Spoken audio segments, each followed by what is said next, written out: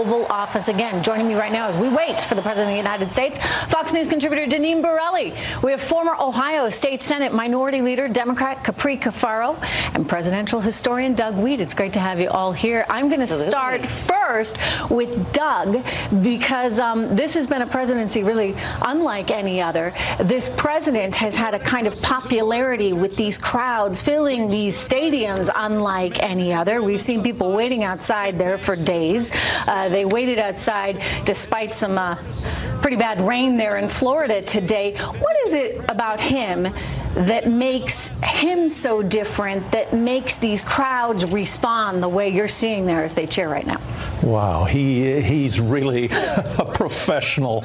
I mean, he did this for a living. He understands staging. He understands timing. He knows the difference between hot and cold, like Ronald Reagan did. He's a master of many of those things. And he's first president, really, lots of people compared him to Andrew Jackson, and one of the reasons they did is Andrew Jackson was the first rock star president who actually drew large crowds of people physically to come hear him and see him. They'd crowd the roadways, and that's what you've got with Donald Trump. I have friends, Trish, who've gone to 5 or 6 or 7 of these events. They get hooked on them. They're groupies. They go to them. They say they are an unbelievable show. Well, I mean, it is. It's a show of sorts, and I think you're right in terms of the timing. Deneen, he's got a sense of humor. He plays to the crowd, and people eat it up because typically in politics, right, everybody's had a script, and they got their talking points, and they stick to that script, and they stick to the talking points, and in all that, sort of the personality, if you would, of the politician, him or herself, gets lost. Donald Trump has really been the antithesis of that, shall we say. Yeah. No, you're absolutely right. And the president is being himself. And what I hear a lot, Trish, is from people that I talk to on the ground, is that they feel like he is talking to them. He talks like me. And they can relate to President Trump on many, many levels. Even at my church, every week, I can't get to my pew to pray without parishioners coming up to me to talk about what happened this week, what did the president say this week. And I find this all very exciting, especially today's rally. Well, you're seeing an engagement in politics that we haven't really seen before. And Capri, that's both for good and bad, in that, you know, people either love him or hate him, right? There's not a whole lot of in between. But my gosh, you look at the crowd there in Florida tonight, and they really love him. So what do you think he is going to deliver on tonight? What do you anticipate from the message that we're going to hear as he comes to the stage? Well, I think one thing that we've learned about President Trump over the last, I guess, 4 years now since he went down those escalators is to expect the unexpected. As you were saying earlier, I mean, he is someone who does not stay on script, so he may have a framework that he wants to hit on some of the high notes, you know, maybe certain things he's done for Florida, you know, certainly on the economy and things of that nature. But then I suspect he's going to go off on immigration. I suspect he's going to go off on some of his potential Democratic 2020 contenders that, you know, there's 23 of them, but, you know, who knows who's going to be the flavor of the hour tonight and who might get a nickname. So he thrives on these crowds, as many politicians do. But I think what we've seen with President Trump is he is someone that wants to get out of the Beltway and be and thrive on those crowds with Americans rather than being insulated inside the White House. And I think that that's what we're going to see tonight. You know, and in doing so, Doug, sometimes he's for some people's taste, overly honest. I think Americans appreciate it. I think his base appreciates that honesty. But occasionally, he'll go off on a tangent, and he'll say something that's unexpected and often quite blatantly true, and sort of the kind of thing, I mean, I think of when he came on the show most recently on my program and really disputed in some ways what his Secretary of State had said to me just 24 hours prior regarding Venezuela and what the U.S. strategy was there. But there's an honesty that I think is refreshing, that is unique. And I don't know as the Democrats have anyone with that kind of star power in their arsenal right now. Your thoughts? Yeah, he's not a diplomat.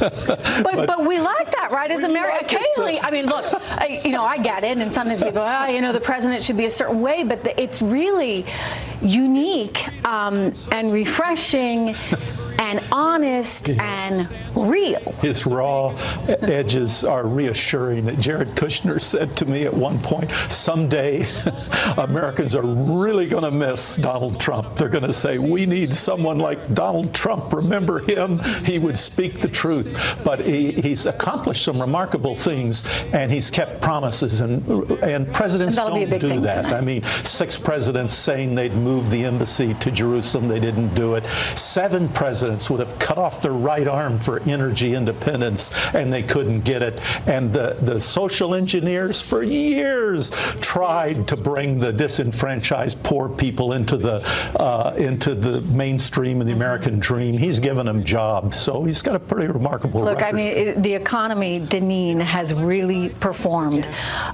Lower taxes, less regulations, resulted in tremendous job growth, wage growth, and we're seeing an improvement in overall GDP numbers. It really, people thought couldn't happen. Don't forget back to the Barack Obama days where they wanted us to believe in this, very low growth environment that we just couldn't see the kind of growth that America had seen in the past. And he has dispelled all of that. He has changed all of that. And I do think, curious to get your view on this, that's part of the job of a leader, right? To encourage people to believe in their country and to believe in themselves and believe in their economy, because that's what helps us grow, that confidence. Sure, no, you're absolutely right. The president has proved so many people wrong. And you mentioned the rollback in taxes and regulations, and that has uplifted a lot of families in this country. And the dynamics are stark. You can tell the stark difference between the former administration and today's administration. So people are getting higher wages, more jobs than there are people to fill them. Look at what he's done with our energy policy. We're the #1 exporter with energy today. So families are doing really, really well under President Trump's leadership. And that is the word that you mentioned, Trish, leadership. Yeah. Okay. So it's the economy, stupid, right? To quote Bill Clinton. People tend to vote their pocketbooks. So if something's working, why would that change, Capri? What is your sense of where the Democrats' best opportunity is, given that he has been successful? And we're going to hear about that. Well, I think that there are a couple things here. I mean, first off, I think this is one of the reasons why we're seeing Democrats, and potentially to their peril, but Democrats focusing on, things like immigration and basically trying to pit this as a good versus evil contest in 2020, rather than actually talking about issues. I think they need to focus on things like healthcare, where they were actually successful in bringing people to the table in 2018 in the midterm elections. And that is a place, frankly, where President Trump has fallen short, even though he's saying he's going to come out with something soon, but it's going to be ready after the 2020 election happens. Even for the Republicans, he was not successful in repealing and replacing Obamacare, for example. So I think this is an area where they need to be smart about it. And you'll see Joe Biden talk about things like we saw. There was a recent article just this week in Forbes and out of Forbes, which is certainly not a liberal rag, talking about how the trajectory of economic growth did start under Barack Obama. Not to take it away. I want to jump in because go ahead. The President of the United States is being introduced. There you go. Let's watch. Here he is.